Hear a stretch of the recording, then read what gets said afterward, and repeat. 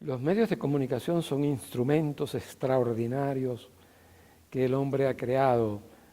Ciertamente el desarrollo de los medios aceleró el desarrollo en muchos aspectos de procesos sociales y culturales. No siempre en la dirección correcta, pero en todo caso los medios constituyeron aceleradores de procesos culturales, sociales, económicos, políticos de una gran importancia para las sociedades humanas.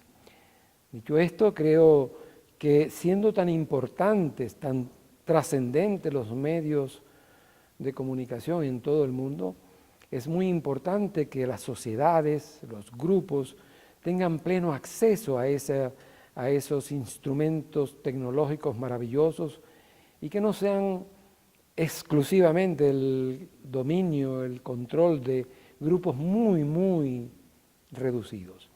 Creo que una de las revoluciones que las sociedades humanas tienen que hacer es la conquista social, la diseminación social de esos medios poderosos que son los medios de comunicación.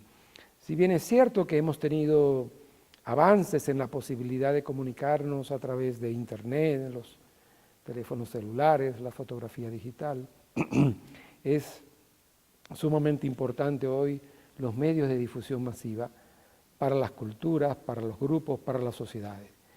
Ya el desarrollo tecnológico permite hoy que grupos, comunidades, sectores pequeños tengan sus propios medios en eso que se llaman las radios alternativas, la televisión alternativa, los medios comunitarios en general.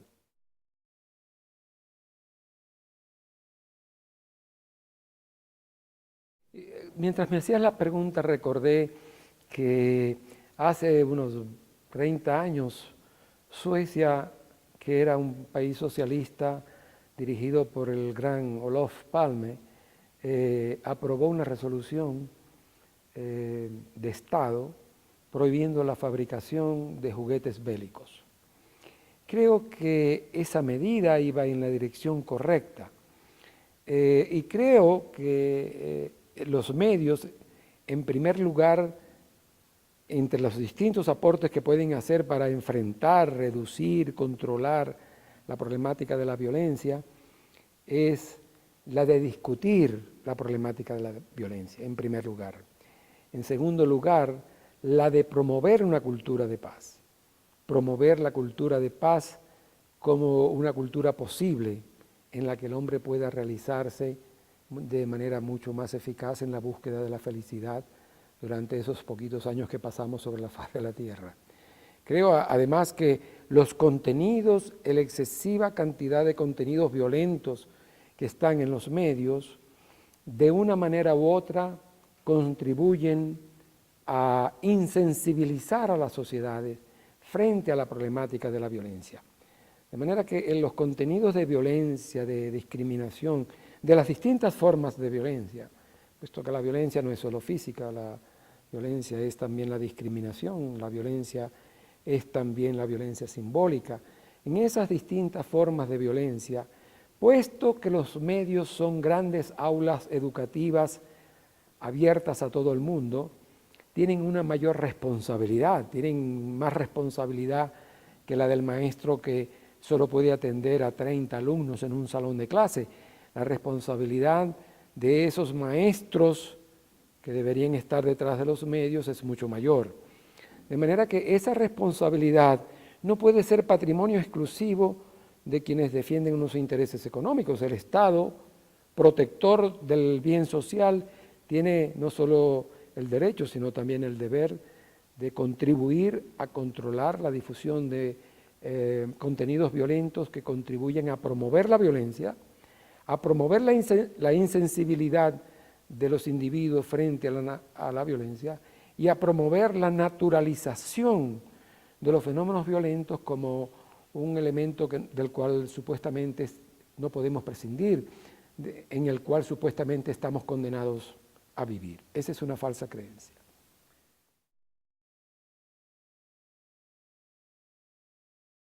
¿Qué tipos de medios de comunicación existen? Bueno, hay varias clasificaciones, como tú estás diciendo, de los medios de comunicación. Otra clasificación es impresos, audiovisuales, sonoros, etc. Yo creo que todos esos medios, algunos de los cuales se creían que iban a desaparecer cuando aparecieron otros, cosa que no resultó cierta. Yo creo que lo importante en la clasificación de los medios no puede ser aquella trampa en la que ciertos medios interesados decían, bueno, que el Estado cree medios educativos y culturales y nosotros continuamos con nuestros medios con fines mercantiles, supuestamente con fines informativos, educativos y de entretenimiento, pero que tienen como base fundamental la mercantilización. El propósito educativo, el propósito cultural, el propósito de integración social no puede ser exclusivo de los medios del Estado, de los medios públicos. Es una obligación de los medios privados participar en la obra del Estado en materia de educación y cultural. Los medios han recibido del Estado una concesión y esa recepción de esa concesión tiene que acarrear una responsabilidad social. Y esa responsabilidad social tiene que ser prioritariamente la responsabilidad en lo educativo, en lo cultural, en la integración social, en la erradicación de la violencia, en la promoción de una cultura de paz, en la promoción de medios de resolución pacífica de los conflictos. Conflictos siempre tendremos, pero tenemos instrumentos para resolver los conflictos de manera pacífica. Esa es una responsabilidad social que los medios no pueden eludir y que el Estado está obligado a hacer cumplir.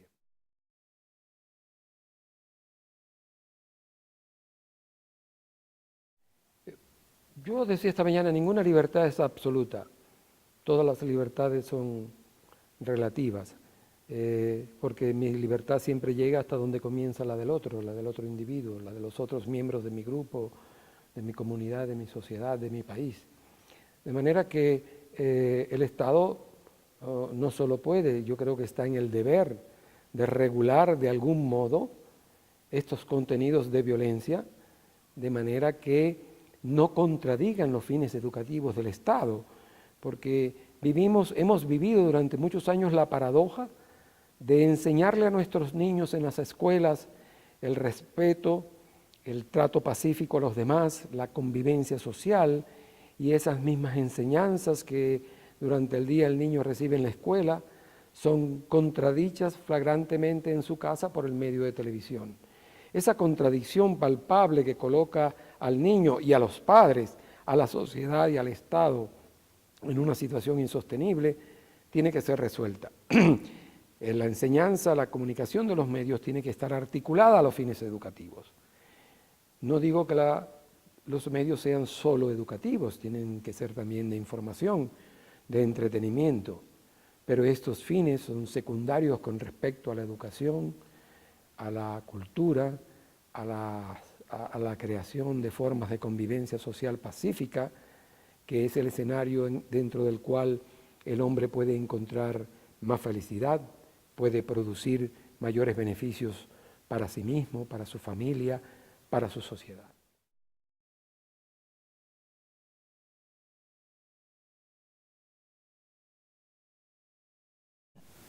¿Cuál crees tú que es la asignatura pendiente de los medios de comunicación clásicos? ¿Qué les ha faltado?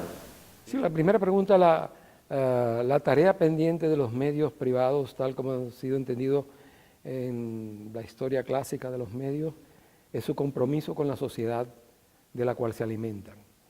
Es su compromiso con la sociedad a la cual deben servir. Y esto no es ni siquiera contradictorio con el beneficio económico. Es simplemente un compromiso con unos objetivos sociales y no de intereses de grupos superminoritarios. Creo que esa tarea está pendiente y creo que es obligación del Estado hacer que esa tarea se cumpla. Creo que si el Estado se ha organizado y el gobierno particular que administra ese Estado, que ha sido electo por el pueblo, lo ha sido para administrar las riquezas en beneficio de las mayorías sociales. El Estado no puede rehuir esa responsabilidad en beneficio de unos grupos minoritarios. Su responsabilidad principal, su responsabilidad es con todos, pero su responsabilidad principal es con las mayorías. En ese sentido, creo que esa tarea está aún pendiente y creo que este movimiento que hay en toda América Latina en la dirección de rescatar los derechos comunicacionales de los grupos, sociedades e individuos es un movimiento que va en la dirección correcta, en la dirección de rescatar unos derechos que han sido preteridos durante muchísimo tiempo. También es conocido que muchas de las producciones de televisión pública en general no necesariamente son producciones que permiten competir con las producciones más comerciales, es decir, son producciones un poco más sobrias, más serias. ¿Crees tú que eso también repercute para que los medios públicos a veces no entren con tanta fuerza como si lo hace productos más comerciales? Tal vez habría que empezar a planear el producir de una forma en la que sin hacer a un lado un contenido útil, sí sea un programa competitivo, incluso comercial, pero con contenido útil. Por ahí podrían ir también los medios públicos. Mientras me hacías la pregunta recordé una cita, un texto del gran investigador de la comunicación Antonio Pasquali, que en su libro de hace ya casi 40 años, Comunicación y Cultura de Masas, comenzaba el libro diciendo,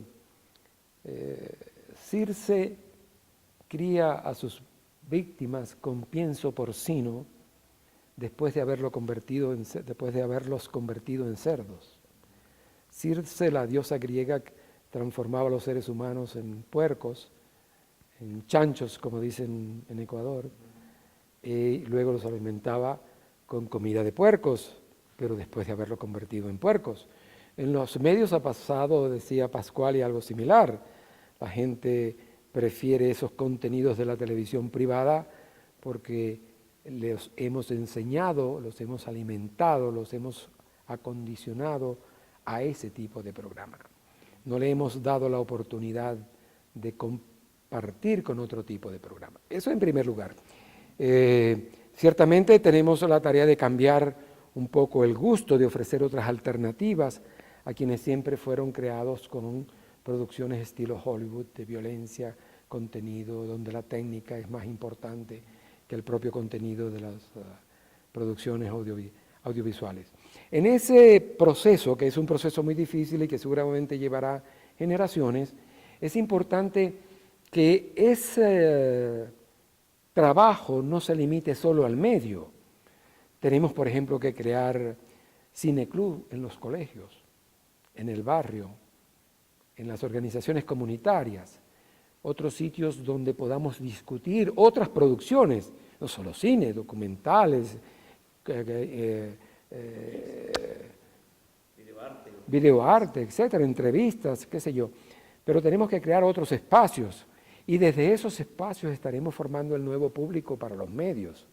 Ese nuevo público, si hacemos bien el trabajo, es el que va a exigir que esos medios cambien. Y aliado con el Estado, que debe defender a esa mayoría social, pueden lograrse cambios cualitativos fundamentales. En la televisión latinoamericana, ¿cuáles crees que han sido los grupos más vulnerables?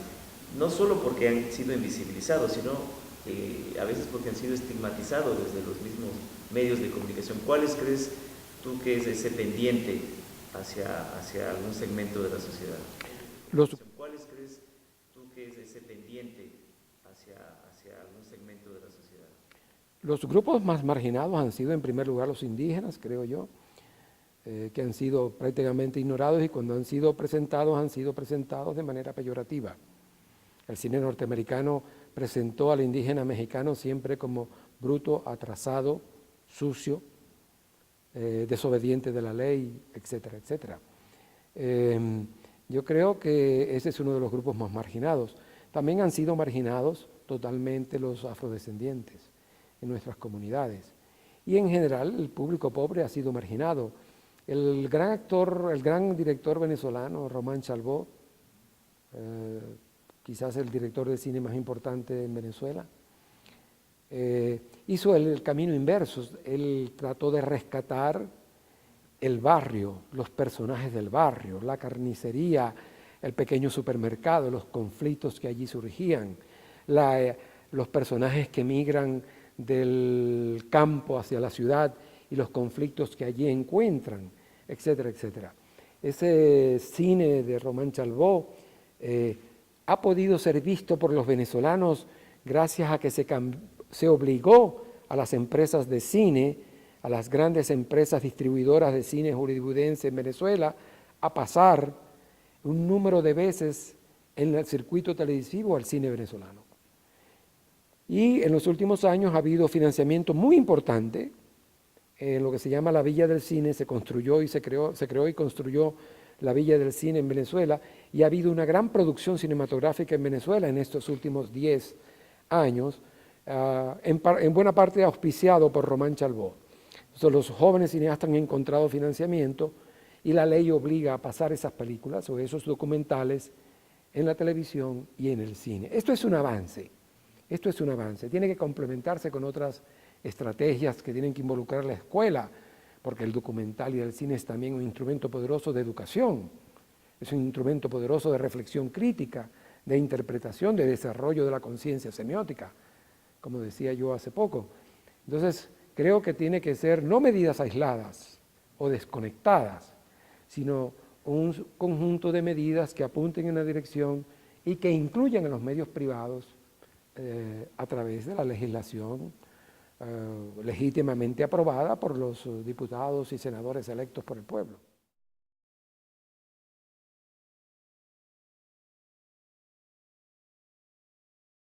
Tuvimos, como todos sabemos, en la historia de América Latina un cine superpoderoso, hecho en Argentina, hecho en México, hecho en Venezuela, hecho en Colombia, que fue aplastado por la producción hecha en Hollywood. Ni siquiera por la producción europea. Para ver cine europeo, para ver cine hindú, para ver cine chino, es casi imposible para nosotros en América Latina, porque casi el absoluto monopolio del cine norteamericano cierra el paso a otras posibilidades. Este cine es tan poderoso, como los expertos saben, que incluso ha creado problemas en industrias cinematográficas tan poderosas como era la industria italiana, o la industria francesa, o la industria inglesa, que han tenido que tomar medidas para lograr mantener su producción, pero que aún le cuesta llegar a países como América Latina. Para terminar, ¿cuál crees tú que puede ser el ideal o el deber ser de una política pública que fomente la democratización de la comunicación? ¿Por dónde debe ir? Yo creo que el ideal, la estrategia debería ser comenzar por abajo, comenzar por el barrio, por la comunidad, comenzar a interesar a la gente, crear los cines, los cineclubs rotativos, interesar a la gente, divulgar material sobre el cine, generar la discusión, porque a partir del momento en que empecemos a concientizar esos estamentos de la población, no en una manera paternalista, no hablo de esas estrategias paternalistas en las que nosotros los académicos vamos a salvar al pueblo ignorante, no, es con la participación de ellos, es al servicio de ellos, es dándole su rol protagónico, como podemos realmente lograr que se interesen. Creo que esa es la estrategia básica, pero esa no puede ser una estrategia aislada, como decía, tiene que ir complementada con otras estrategias más horizontales, pero también verticales, que involucren los grandes medios de difusión, que involucren los grandes medios de distribución de cine, etcétera, etcétera. Y uno de esos ejes verticales puede partir de la semiótica, tu área. Por supuesto que sí, yo creo que la semiótica es una disciplina extraordinaria para desarrollar esa conciencia de que somos seres que significamos en todo momento y que en todo momento estamos obligados a codificar y decodificar incesantemente los mensajes que nos llegan. Y que particularmente importante en este mundo donde la sobresaturación de información tiene que obligarnos a ser selectivos críticamente con respecto a esos medios. No solo para nosotros mismos, sino también para quienes nos rodean, nuestros familiares, nuestros amigos, nuestros hijos, nuestros padres. Allí creo que el desarrollo de la conciencia semiótica, como decía Pierre Guiraud, será probablemente la mayor garantía de nuestra libertad.